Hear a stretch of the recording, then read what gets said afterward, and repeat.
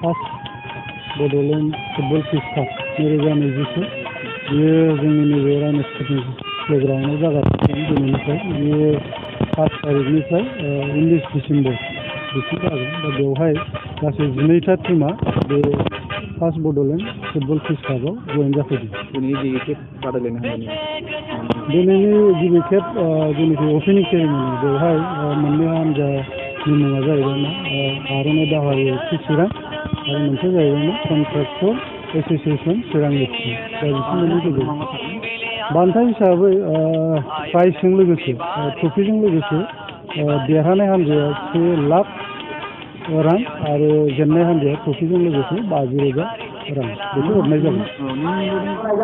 First Bodoland बे football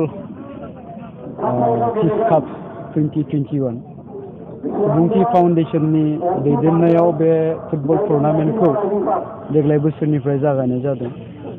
गिबि खेबनि थाखाय चिरांनि थाइखा जरायाव बे फुटबल बादायलायनायखौ खुंनाय जादोंमोन। ओंथिया जाहैबाय जोंनि बड'लेण्ड ओनसोलाव बे टुर्नामेन्टनि गेजेरजों जोंनि गेजेराव गोजोन आरो खौसेथि सोरजिनाय आरो बिनि अनगायैबो जोंनि लाइमोनफोरखौ खेला गेलेनायनि मोनसे थुलुंगा होनाय बे फुटबल टुर्नामेन्टखौ देग्लाय बोसोरनिफ्राय जागायनानै उननि समसिमहालागै खुंलांबाय थानायनि थिरांथा लानाय जादों आरो बे फुटबल टुर्नामेन्टनि फाइनाल जे गेलेनाय बादायलायनाय बे फैगौ 19 डिसेम्बरावनो जागोन। उननि बोसोरफ्राव गुबुन गुबुन जिल्लायाव खुंनो थांखि लानाय जादों। फैगौ बोसोरावहाय बाक्सा जिल्लायाव खुंनायनि सिन्थाखौ खालामनाय जादों। बे बेसेबां जाफुंसारनाय बे उननि खोथा।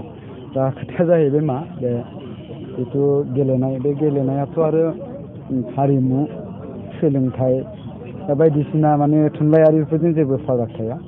बे थुनलाइनि मानसियाबो हारिमुखौ मोजां मोनो, फुटबल गेलेग्रायाबो हारिमुखौ मोजां मोनो, हारिमुनि मानसियाबो थुनलाइ आरो फुटबलखौ मोजां मोनो।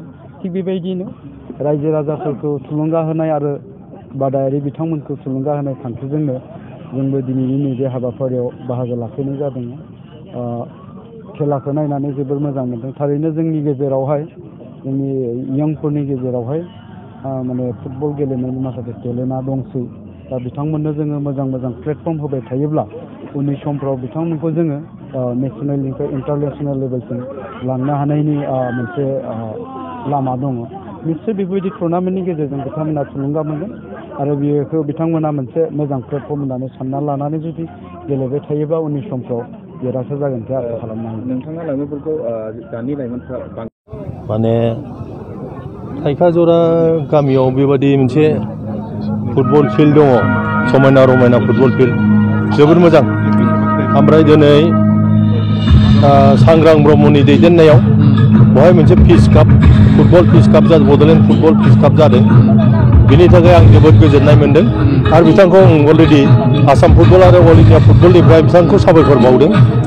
आरो बे खेलाजोंनो जोंनि खाथि खालायाव थानाय गेलेबाय थानाय गथ'फोर आरो बेनिफ्राय इन एन्ड एराउन्ड रुनिकाटा बिसोरनि प्लेयारफ्रा गासिबो एनकारेजमेन्ट मोनगोन होननानै आं सानो। ओमफ्राय जोबोद मोजां माने खामानि मावगासिनो दं सांग्राङा।